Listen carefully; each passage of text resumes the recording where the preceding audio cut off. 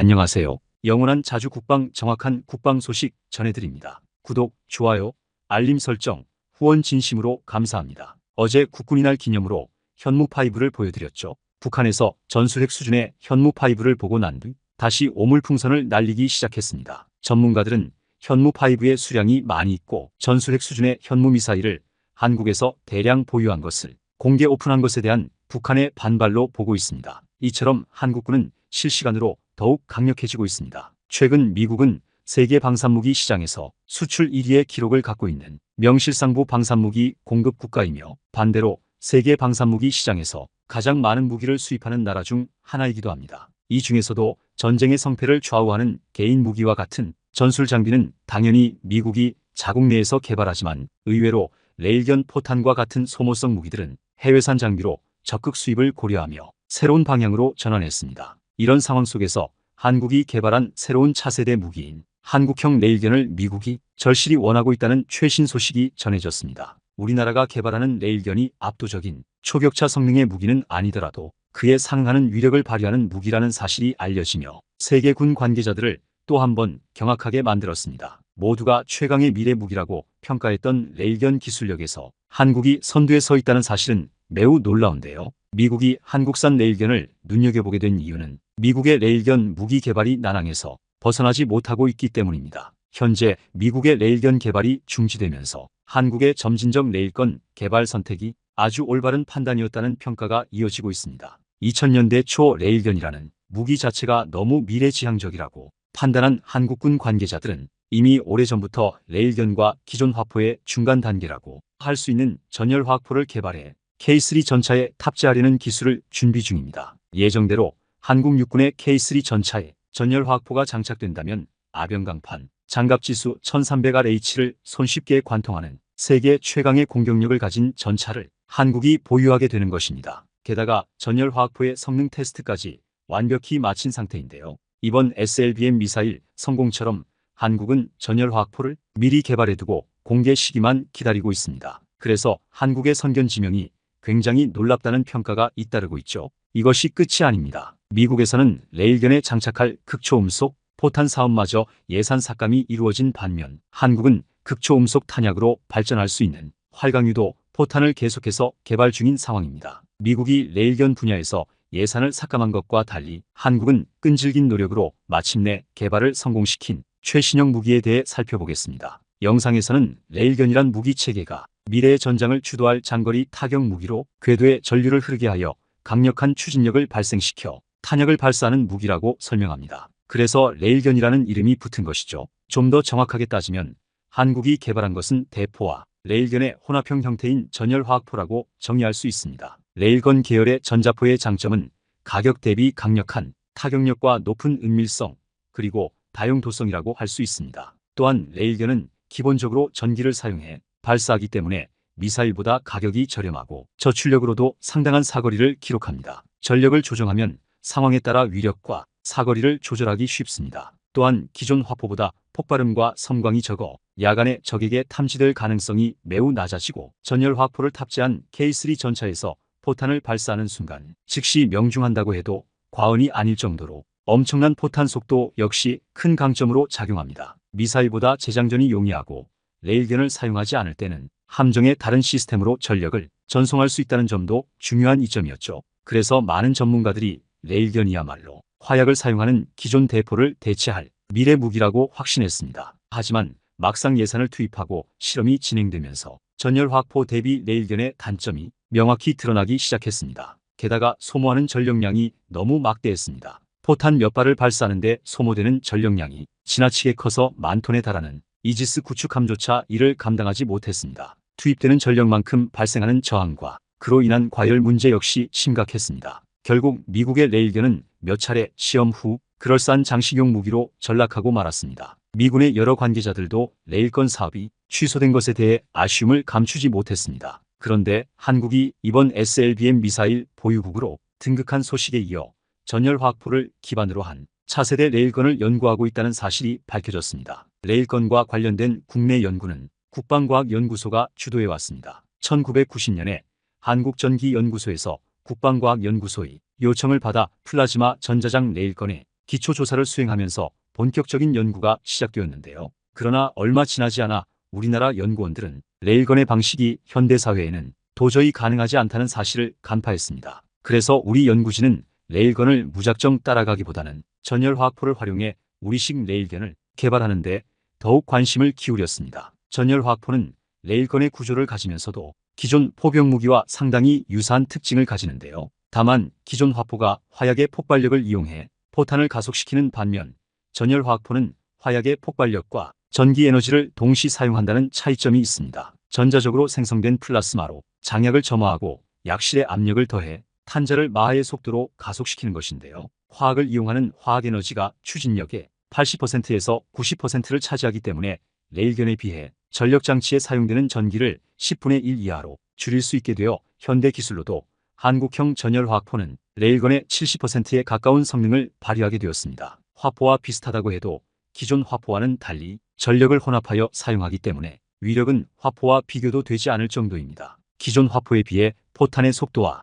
포탄의 위력을 6배 가까이 높이는데 드디어 성공한 것입니다. 그러면서도 최대 압력과 평균 압력의 차이가 크지 않은 매끄러운 가속으로 포탄의 발사에 매우 적합하다는 것이 밝혀지면서 한국산 전열화학포는 현재 개발 중인 K3 전차에 곧바로 적용될 예정인데요. 게다가 레일건과 달리 민감한 화약을 사용할 필요가 없어 안정성까지 뛰어납니다. 이러한 안전성은 크기가 소형화된 전차나 자주포의 레일건 계열의 무기를 장착할 수 있다는 것을 의미하죠. 그러나 이렇게 완벽해 보이는 전열화학포도 완벽하지는 않습니다. 전열화학포를 전차나 자주포 같은 현대 장비에 장착하기 위해서는 펄스 전력 장치 같은 필수 장비가 필요한데 가장 놀라운 것은 이러한 펄스 전력 장치 분야에서 한국이 다른 나라보다 선두적인 위치에 올라섰다는 것입니다. 그 대단한 미국조차 펄스 전력 장치는 많은 연구가 필요한데요. 그런데 우리 대한민국은 이미 개발을 완료한 상태입니다. 이게 어떻게 가능했을까요? 이미 20년 전에 레일건이 현대 기술로는 개발이 불가능해 현실성이 떨어진다는 사실을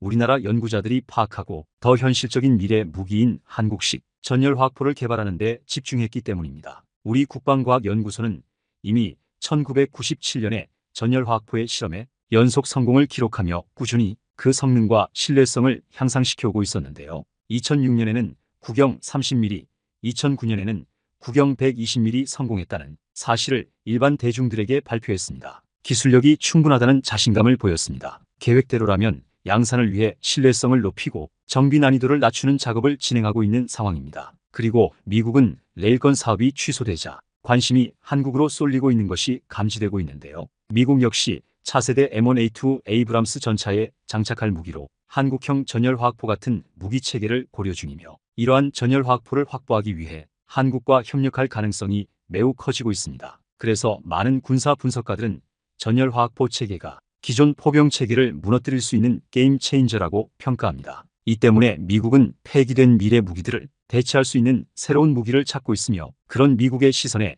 우리 방산업체들의 차세대 전열화학포는 없어서는 안 될 존재가 된 것입니다. 이 정도면 미국의 차기 전자포 사업에 우리 대한민국 기업이 참여하지 못할 이유도 없어 보입니다. 이처럼 국영을 키울 때마다 화력이 급격히 상승하기 때문에 K3 전차는 더욱 강력해질 것입니다. 방어적인 측면에서는 대한민국 지상 무기 체계에 따른 반복적인 위협을 대비할 수밖에 없기에 무게를 55톤 이상으로 올리기는 어렵습니다. 따라서 모듈식 장갑이 세라믹과 복합 재료를 활용해 최대한의 경량화를 추구하는 것도 이런 이유 때문입니다. 포탑의 대형화, 전열 확보를 위한 전기 에너지를 이용한 고온 유지와 비용 상승 등도 해결하기 어려운 문제로 이러한 난제들이 K3 전차를 개발하는 데 중요한 열쇠가 될 것으로 보입니다. K3 전차의 개발 계획을 보면 하드킬 방식의 능동방어 체계 역시 포함되었다는 것을 알 수 있습니다. 설치된 위치를 보면 전차에서 가장 취약한 부분인 측면 방어까지 커버할 수 있을 것으로 예상됩니다. 제7군단의 주요 화력을 책임질 K3 전차가 10년 내에 새로운 전차 모델을 공개할 것입니다. 또한 차세대 전차에 장착되는 대전차 미사일의 개발에 K3가 사용될 예정입니다. K3의 미사일 운용 능력을 강화하기 위해 전차 후방에 대전차 미사일 발사대를 추가해 다양한 미사일을 효율적으로 적재하고 적군을 타격하기 위해 차체 후방 발사대 도입을 앞당기고 있습니다. 물론 이와 동시에 기존 주력 전차와 동일한 주포에서 발사하는 대전차 미사일은 그대로 유지될 것이며 센서 반응형 한국형 대전차 미사일은 2028년까지 개발 완료를 목표로 연구가 진행되고 있습니다. 2030년에 개발이 완료될 K3 전차는 최대 유효 사거리 30km 밖에 있는 적 전차를 탐지할 수 있습니다. 최대 유효 사거리가 8km인 K2 흑표 전차와 비교하면 놀랄 정도로 강력한 성능을 가지게 될 것입니다. 우리 대한민국의 방산 기술 발전에 관해 우리 국민들도 변화를 체감하고 있지만 무엇보다도 한반도 주변 적국들의 반응이 점차 달라지고 있다는 소식입니다. 한국을 위협하는 잠재적인 적국들은 KF-21 전투기의 기술 향상에 대해 질투와 시기 그리고 열등감을 느끼고 있으며 또한 어떻게 한국이 이 정도까지 성장했는지 이해하지 못하겠다는 반응을 보이고 있습니다. 제20 기술력을 자화자찬하며 정말로 최근까지만 해도 우리나라의 군사기술을 과소평가하던 중국은 한국 공군의 KF-21 전투기 이륙 비행 시험 과정을 목격하고 할 말을 잃고 있는 상황입니다. 그런데 심지어 그들은 인민일보를 인용하여 국영 매체임에도 미국산 F-22 랩터 전투기 비밀 문서들을 훔친 것이 아니냐며 의혹의 시선을 계속해서 보내고 있습니다. 정말 우스운 점은 잠정적으로 중단한 것으로 요미우리 신문에서는 현실을 절대로 받아들일 수 없다는 반응을 보이고 있는데요. 그런 성과를 이 정도로 달성할 수 없다고 주장하며 나아가 정말로 F-22 랩터 전투기는 아직도 90년대 설계라고 언급합니다. 사실 그들의 반응이 어느 정도 이해되는데요. 불과 20년 만에 자랑스러운 대한민국이 KF-21이라는 초음속 비행 이후 세계적으로 주목받을 만한 전투기 성과를 선보인 지 얼마 되지 않아 스텔스 구조의 항공기 설계는 물론 설계된 항공기의 레이더 반사 면적 RCS를 대폭 줄일 수 있는 첨단 레이더 차단 메타물질 시뮬레이션 기술까지 동시에 확보하는 데 성공했기 때문입니다. 이렇게 스텔스 구조 설계가 완료된 이후 국방과학연구소는 KF-21의 컴팩트 레인지 시설을 도입하여 레이더 반사를 줄이는 시스템을 구축하는 데 성공했는데요. 이뿐만 아니라 조종석 스텔스 제어 소프트웨어를 개발해 공군의 요구 수준을 훨씬 뛰어넘는 수치를 기록했다는 카이의 보고도 나왔습니다. 초음속 비행부터 시작해 블록2 수준의 스텔스 기술까지 이 모든 것을 보며 우리가 자랑스러워해야 할 것은 사실 한국의 스텔스 전투기 기술 개발 역사는 결코 짧지 않다는 점입니다. 이미 한국은 국방부와 공군, 해군 그리고 국방부 산하연구소 전문가들이 모여 한국적 상황에 맞는 스텔스 항공 시스템 연구를 비밀리에 체계적으로 수행하기 시작했고 그 결과를 비로소 결실로 맺은 것이죠. 또한 그들이 충격을 받을 소식인 한국형 KF-21이 스텔스 버전 블록3 계획까지 모두 공개되자 중국과 일본은 이미 충격에 빠진 상태입니다. 현재 중국의 황구15와 일본의 마이니치 신문은 한국의 항공기 산업을 강대국 수준의 현실적인 위협이라고 직설적으로 표현하며 매일같이 보도하고 있습니다. 사실 KF-21 보람의 프로젝트는 널리 알려진 것처럼 한국 공군의 전투기 노후화로 인해 촉박한 배치 일정과 국내 기술 개발이 미완성된 일부 요소들을 고려해 블록 방식의 단계적인 개발 계획을 채택했습니다. 하지만 이번에 조립이 완료된 KF-21 6호기에는 7천억 원을 추가로 투자해 천령 미사일과 극초음속 미사일 등 공대지 무기 운용 테스트를 진행할 무기창을 탑재를 완료하였고 블록1의 첫 생산 이후 곧바로 KF-21의 스텔스 버전인 블록2가 등장할 예정인데요. 그런데 블록1이 배치도 되지 않은 시점에서 차기도 아닌 차차기 스텔스 버전인 블록3와 무인 전투기 KUS가 공동으로 개발되고 있다는 소식이 동시에 들려왔습니다. KF-21 프로젝트 초기인 2014년 당시 국방과학연구소는 KF-21을 블록1에 이어 블록2에 대한 개념까지만 정립한 상태에 머물러 있었습니다. 당시의 블록3는 구체적인 계획이나 국회 승인이 없었고 예산 편성도 되지 않았지만 우리나라의 기술력이 향상됨에 따라 상황은 급격히 변화했습니다. 고난도의 개발이 가능한 옵션의 범위가 점점 넓어진 것입니다. 국방과학연구소에 따르면 KF-21 블록3는 5.5세대급에서 6세대급 스텔스 전투기 형상을 보여줄 것이며 미국의 F-35 전투기보다 더욱 뛰어난 플라즈마 스텔스기가 될 가능성이 있다고만 언급했습니다. 그런데 지금 한국이 보여주는 KF-21 전투기의 성능은 이미 미국의 첨단 스텔스 전투기 F-35와 상당히 비슷한 성능을 보이고 있습니다. 일반적으로 한국형 첨단 무기 기술은 개발 기간만 최소 5년에서 7년 이상이 걸리는 경우가 많습니다. 상황에 따라서는 10년을 훌쩍 넘기는 경우도 흔합니다. 지금부터 개발 계획을 수립하고 실제 개발을 시작해야만 2030년대에 본격적으로 블록3 개발 사업을 시작할 수 있다는 이야기지만 이미 한국은 기술 개발을 통해 스텔스 실증력을 입증해 왔습니다. 현재 한국은 한국형 스텔스 무인 전투기 개발 사업을 활용해 KF-21 블록3와 무인 전투기 모두에 사용할 수 있는 내장형 무기창 F-35에 탑재된 장비보다 더욱 발전된 A4 레이더, 전자광학 조준 장비 EOTS 등의 다양한 스텔스 기반 기술 개발 일정을 조율하며 하나씩 부품들을 확보하고 있습니다. 이에 앞서 KF-21 보람의 라팔과 유로파이터와 다르게 처음부터 스텔스 전투기로 진화할 수 있도록 F-22와 F-35와 유사한 스텔스 형상 설계가 도입된 것은 물론 기체 구조물 대부분의 레이더 흡수 구조재램을 적극 채용해 사용하고 있다는 점이 6세대급 항공장비 개발에 큰 역할을 하고 있습니다. 말 그대로 스텔스 전투기 개발을 위한 전초기지인 것입니다. 또한 일반적으로 잘 알려지지 않은 국내 스텔스 기술도 대거 적용됐습니다. 보통 전투기의 스텔스 성능을 결정짓는 요소로 스텔스 형상 설계를 많은 사람들이 꼽습니다. 그러나 스텔스의 효율을 저하시키는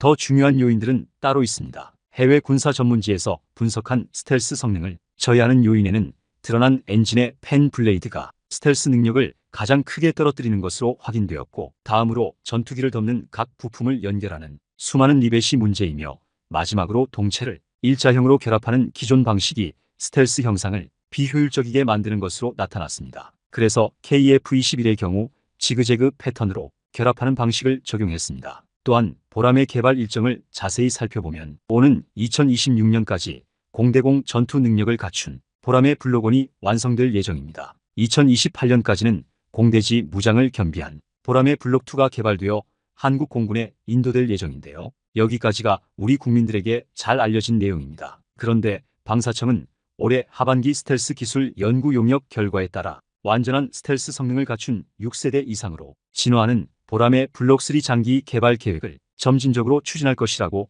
공식 발표했습니다. 개발진에 따르면 차세대 스텔스 전투기는 내부 무장창과 전자광학 표적 추적 장비, 적외선 탐색 및 추적 장비 등의 통합 장비를 주요 특징이라 부르는데, 이러한 장비를 개발하는 기술력의 난이도는 높지만 다행히도 관련된 핵심 기술은 대한민국이 모두 보유했다고 설명하고 있습니다. 따라서 KF-21 블록3는 우리나라가 미국과 유럽연합 등 다른 국가의 지원 없이 순수하게 자국 기술력으로 충분히 개발할 수 있다고 자신감을 내비친 것입니다. 국방부 관계자에 따르면 한국형 스텔스 전투기를 위한 페인팅 기술은 이미 상당한 수준으로 확보했다고 확인해줬는데요. 그런데 기쁜 소식은 이뿐만이 아닙니다. 합동참모본부는 저피탐 정찰용 무인 항공기 도입 사업을 7월부터 장기 보유 사업으로 편성하고 국방과학연구소 주도로 본격적으로 연구한다고 발표했습니다. 이는 스텔스 전투기를 배치하기 전 기술 실증기라 볼 수 있습니다. 사실 한국형 스텔스 무인 정찰기 사업은 2010년대 초반에 시작될 당시부터 철저히 보안이 유지되면서 단계적으로 조심스럽게 개발이 진행되고 있었는데요. 그런데 국방과학연구소에서 갑자기 이러한 사실을 전 세계에 공개해버린 것입니다. 이러한 상황을 미루어 볼 때 현재 한국은 강력한 수준의 스텔스 무인 정찰기가 90% 이상 개발되었고 그 완성이 임박했다는 뜻입니다. 하지만 이렇게 되면 6세대급 유무인 복합체계를 위해 한 명의 전투기 조종사가 보라매와 무인기를 동시에 통제해야 한다는 문제가 발생하는데요. 그러나 KF-21 시제 2호기 조립 과정이 공개되었을 때 개발진들은 조종석 칵핏 뒤쪽에 반드시 한 사람이 탈 수 있을 정도의 비어있는 공간에 대해 추가 연료 저장 공간이라고 설명했습니다. 그런데 여기에 그동안 숨겨져 있던 또 다른 비밀이 드러난 것인데요. 국방과학연구소의 연구원들은 KF-21 보라매를 설계하면서 디지털 트윈 설계 프로그램과 항공기 통합 설계 프로그램 매니지먼트를 자체 개발해 KF-21 설계에 곧바로 적용하여 모든 것을 완료한 것입니다. 하지만 그럼에도 불구하고 불과 얼마 전까지만 해도 대한민국은 수출 문제로 인해 어떻게든 인리를 끌어가야만 했고 적어도 300대 정도 생산이 이루어져야 기존 계획한 단가에 맞춰 수출을 모두 달성할 수 있었기 때문입니다. 물론 한국이 독자적으로 보라매 300대를 확보해 생산 단가를 낮추는 방안을 선택할 수도 있습니다. 그러나 유지비와 인구 감소에 따른 병력 문제, F-35처럼 생산 이후 발생할 수 있는 잠재적 위험 등을 감안할 때 한국이 독자적으로 300대를 생산하여 보유하는 것은 여러모로 부담이 컸습니다. 전투기 300대면 조종사 300명이 있으면 충분하지 않냐고 생각하실 수도 있지만 현실은 다릅니다. 상시 교대를 위해 더 많은 조종사가 필요하기 때문인데요. 그리고 전투기를 정비할 정비사, 관제 임무를 담당할 관제사, 비행장을 지킬 방공부대, 경비부대, 각종 무장과 보급을 관리할 군수부대까지 모두 고려한다면 전투기 300대를 추가로 도입할 때 막대한 인력이 요구됩니다. 그런데 말썽을 부린 인이 대신 폴란드와 아랍에미리트가 적극적인 협력 방안을 제시해 정말 다행인 것 같습니다. 폴란드와 아랍에미리트는 직접적인 KF-21 보람의 협력 파트너로 선정되었으며 인리를 대체하기에 충분한 협력국으로 자리 잡았습니다. 대한민국의 영원한 자주국방을 위하여 영상의 내용이 유익하셨다면 구독과 알림 설정을 부탁드리며 진심으로 감사드립니다.